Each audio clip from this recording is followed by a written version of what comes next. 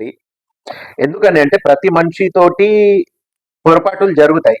So what ever ఏదున్నా ప్రజలు wrong decision తీసుకున్నారు. ఇది కూడా నేను చెప్తున్నాను. ఎందుకంటే కేసీఆర్ గారు అభివృద్ధి చేశారు, ప్రజలకు మంచిగా చేశారు, ఎంతో కొంత రైతులు కానివ్వండి, ఉచిత కరెంటు ఇలాంటివన్నీ మాక్సిమం బాగా చేశారు. అంటే అంటే అక్కడ అభివృద్ధి కాదు, అంటే అక్కడ ఉన్నటువంటి ఎమ్మెల్యే మీద చాలా వ్యతిరేకత. ఇప్పుడు సిట్టింగ్లకే సీట్లు కేటాయించడం తోటి ఈ పొరపాటు జరిగిందంటారా? తప్పకుండా. ఇప్పుడు కేసీఆర్ గారు వన్ మెన్ ఆర్మీగా వెళ్ళిపోతారని ఒక పబ్లిక్ టాక్ తో పాటు వాళ్ళ ఎమ్మెల్యేస్ లో కూడా ఉన్నారు. ఆయన చెప్పిందే వేదం, ఆయన చెప్పిందే చట్టం అని అంటే ఇవన్నీ జరగవు. ఎందుకంటే ప్రతి మనిషికి ఒక ఈగో ఫీలింగ్ అనేది మస్ట్ అండ్ షుడ్ ఉంటుంది. ఇప్పుడు అవతల ఒక ఎమ్మెల్యే ఒక టికెట్ ఇచ్చేది ఉంది, యువతల వాళ్ళకి ఇద్దరికి కూర్చోబెట్టి సర్దు మనుగు చెప్పాలి. నేను చెప్పినట్టుగా మీరు వినాలి అని అంటే అందులోనూ వ్యతిరేకత కూడా కంపల్సరీ వచ్చింది. ప్రజల్లో కూడా ఏంటంటే కొన్ని నెగిటివ్ అనేది మాట్లాడేటప్పుడు కొన్ని పథకాలు కూడా ప్రజల దగ్గరికి వెళ్ళేది. Double bedroom, suppose double bedroom ఉంది, దళిత బంధు ఉంది, మరియు బీసీ బంధు ఉంది. ఇది ఈ వాటి వల్ల కూడా కొద్దిగా డిస్టర్బెన్స్ కావచ్చు కదా. అయిందండి. ఇప్పుడు కొంతమందికి పాజిటివ్ గా వచ్చాయి, బట్ కొంతమందికి వచ్చాయి. 200 మంది 300 మందికి. అంటే ఇప్పుడు ఇక్కడ కేసీఆర్ గారి తప్పు ఉండదండి. ఇప్పుడు ఒక చిన్న విషయం అంటున్నాను. ఇప్పుడు నా ఇల్లు ఉంది, నా పిల్లలు ఎక్కడికి పోతున్నారు, ఎట్నుంచి వస్తున్నారు అనేది నా ఇంటి గురించి నేనే చూసుకోలేను. ఒక రాష్ట్రానికి ముఖ్యమంత్రి ఉన్నప్పుడు ఒక వార్డ్ మెంబర్ నుంచి సర్పంచ్ నుంచి కార్పొరేటర్, ఎమ్మెల్యే, ఎంపీ, మంత్రి, సీఎం దానికంటే స్టెప్ బై స్టెప్ ఏ ఏరియాలో ఏం జరుగుతుంది, ఎవరికి పథకాలు వస్తా లేవు రావట్లేవు అనేది వీళ్ళు చిన్న అంటే కింది స్థాయి చూసుకొని పై స్థాయి దాకా వచ్చి ఆయన దాకా రిపోర్ట్ పోతే వారు చూడగలుగుతారు. ఇప్పుడు ఇక్కడ ఏముంది, దొరికింది దోచుకో అన్నట్టుగా, దొరికితే దొంగలు లేకపోతే దొరలు అన్నట్టుగా ఈ విధంగా పరిపాలన జరిగేసి ప్రజలకు ఇచ్చారు అనే విషయం పక్కన పెడితే వాళ్ళ సొంత లబ్ధిదారులకు మాత్రమే చెందిందని ఒక టాక్. ఇంకోటి ఏదైతే లబ్ధిదారులకు అందాల్సిన డబ్బుల్లో కూడా 30% కమిషన్ కూడా చాలా బాగా ప్రజల్లోకి వెళ్ళింది. ఇప్పుడు టిఆర్ఎస్ లో జరిగింది అంతేనండి. ఇప్పుడు ఈ రోజు మల్లారెడ్డి గారి మీద ఎంతో వ్యతిరేకత వచ్చింది, భూ కబ్జాలని అదని ఇదని.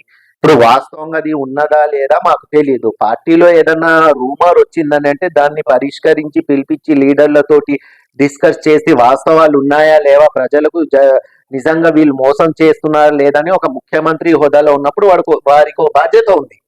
సో అది చెయ్యాలి. అంటే మొత్తానికి ముఖ్యమంత్రి ఫెయిల్యూర్ అంటారా? ఫెయిల్యూర్ అని చెప్పానండి. కేసీఆర్ గారు ఫెయిల్యూర్ కాదు. ఒకటైతే నేను చాలా క్లారిటీగా చెప్తున్నాను, ఈ రోజు తెలంగాణ వచ్చింది అని అంటే ప్రజలు సహకరించి ఆయన ఫైట్ చేయడం వల్లే వచ్చింది. ఓకే, సోనియా గాంధీ ఇచ్చింది కదా.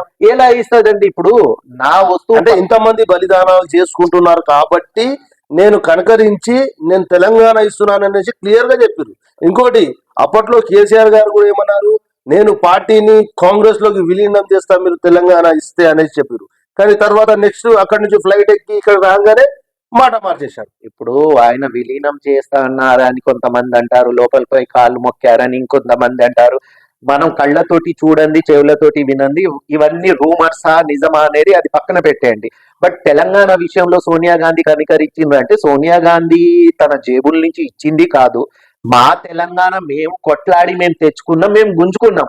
సోనియా గాంధీ ఏమన్నా ఎక్కడి నుంచో తీసుకొచ్చి ఇవ్వలేదు కదా. ఇప్పుడు నాది మొబైల్ ఉంది, నా మొబైల్ గుంజుకొని పక్కోడు వెళ్ళిపోయాడు, నేను కంప్లైంట్ ఇచ్చాను, గొడవ చేశాను, ఫైట్ చేసి నా మొబైల్ నేను తెచ్చుకున్నాను. తెలంగాణ అనేది మా సొత్తు, అది సోనియా గాంధీ కనికరం కాదు, బట్ ఇచ్చారు.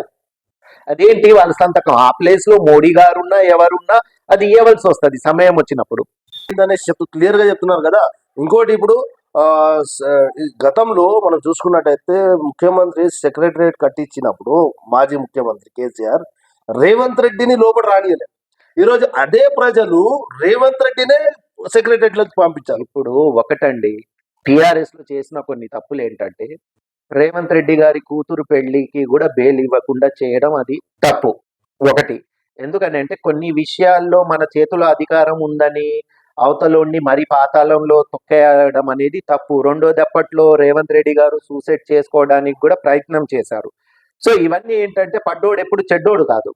ప్రజలు ఏమనుకున్నారంటే 10 సంవత్సరాలు ఇచ్చాము, కష్టపడుతుండు, రేవంత్ రెడ్డి గారికి ఒక అవకాశం ఇద్దామనే ఆలోచనతోటి ఇచ్చారు తప్పించి ఇప్పుడు కొంతమంది ఏమంటున్నారు, ఎక్కడ ఓటేసినా కాంగ్రెస్ కే పడ్డదండి ఇదంతా చేసిండ్రంటే. రాష్ట్రంలో ఉన్నది టిఆర్ఎస్, కేంద్రంలో ఉన్నది సారీ, ఇప్పుడు టిఆర్ఎస్ కాస్త బీఆర్ఎస్ అయింది. రాష్ట్రంలో ఉన్నది బీఆర్ఎస్, కేంద్రంలో ఉన్నది బీజేపీ. అది ఎలా పాసిబుల్ అవుద్ది? అది ఫేక్. ఏంటంటే బ్యాలెట్ బాక్స్ కు సంబంధించి పేపర్లది పెట్టినందుకు స్వచ్ఛందంగా ఓట్లు పడ్డాయి. ఈ రోజు కాంగ్రెస్ అధికారంలోకి వచ్చిందంటే ప్రజలు కావాలని ఎన్నుకొని ఓటేశారు.